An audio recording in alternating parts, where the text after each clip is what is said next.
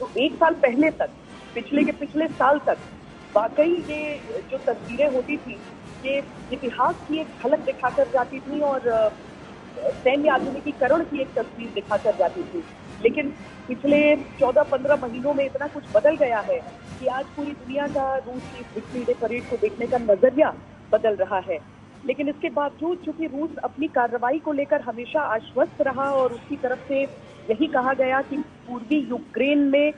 बाकी यूक्रेन का जो अतिक्रमण, ये शब्दों का इस्तेमाल वो करते हुए कहता है कि जो अतिक्रमण रहा, जिस तरह का व्यवहार रूसी बोलने वाले लोगों के साथ रहा, इसीलिए रूस को कभी भी इस पर संशय नहीं रहा कि उसकी कार्रवाई कुछ गलत भी हो सकती है। और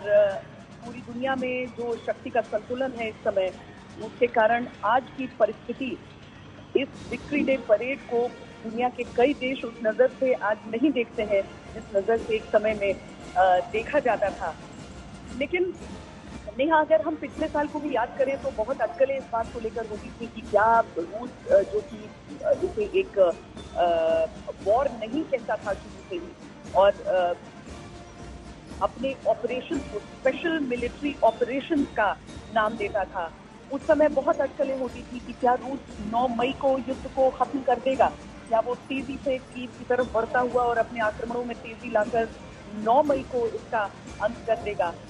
लेकिन ऐसा नहीं हुआ। 9 मई की पहली तारीख भी निकली और आज देखिए एक बार फिर 9 मई की ये तारीख, लेकिन रूस की तरफ से किसी भी तरह से अपने कदम पीछे लेने के संकेत या फिर युद्ध को खत्म करने के संकेत नजर नहीं आ रहे हैं। एक तरह से गतिरोध बना हुआ रह गया है और एक लंबा युद्ध जब भी होता है तो बड़ा ही वो एक फटीग, एक थकान की बात वहां पर आती है। हालांकि यूक्रेन के लिए ज्यादा बड़ी मुश्किल इसीलिए क्योंकि उसकी जमीन पर युद्ध हो रहा है। जिस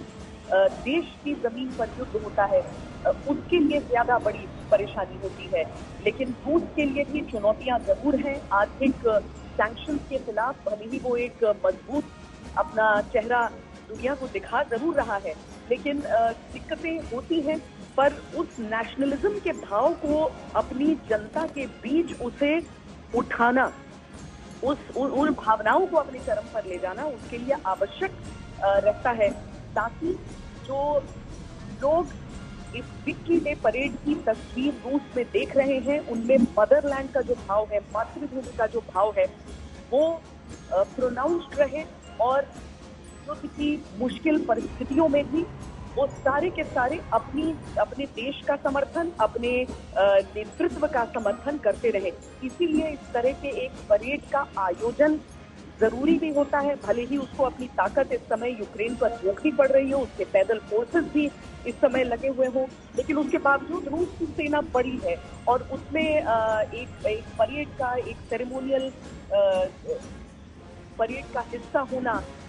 मुश्किल तो होता है, लेकिन रूस के लिए जरूरी उतना ही है, क्योंकि युद्ध जब भी लड़ा जाता है केवल हथियार से नहीं लड़ा जाता है, युद्ध लड़ा जाता है मोराल से। और इस तरह के जो परेड के आयोजन हैं,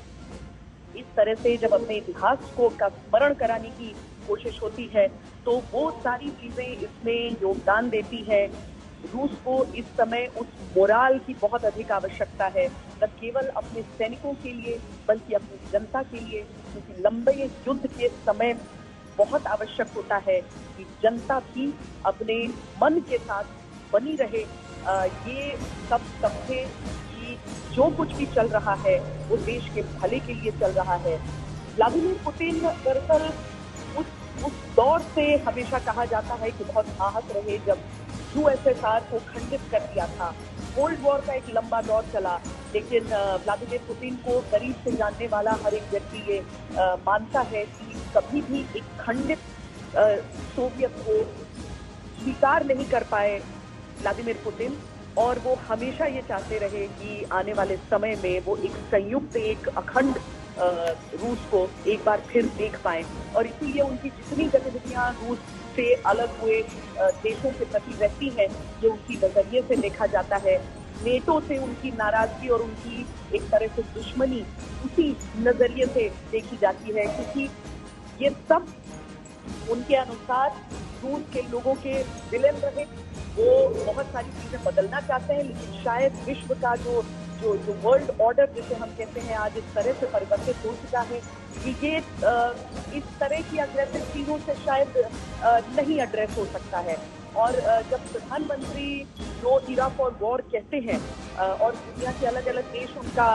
समर्थन करते हैं प्रधानमंत्री मोदी, तो रूस भी इन शब्दों को इस लिहाज से उठाता है कि यूक्रेन को इससे समझना चाहिए कि वाकई युद्ध का समय तो नहीं है, लेकिन युद्ध में दो पक्ष होते हैं और उन दोनों पक्षों को इस बात को समझना होगा कि ये वाकई समय नहीं है युद्ध के लिए। कोविड से उभरती हुई पूरी दुनिया जिसने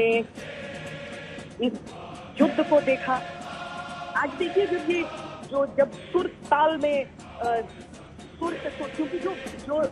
देशभक्त इन सुरों में है वो रूस के लोग इस समय जरूर महसूस कर रहे होंगे। हालांकि मैं आपको ये भी बताऊं कि यूक्रेन के लोग, वहां पर एक मदरलैंड मॉन्यूमेंट है जो कि कीव शहर के बीचों बीच है, जो कि गर्व से रूस और यूक्रेन की संयुक्त इतिहास का बखान करता है।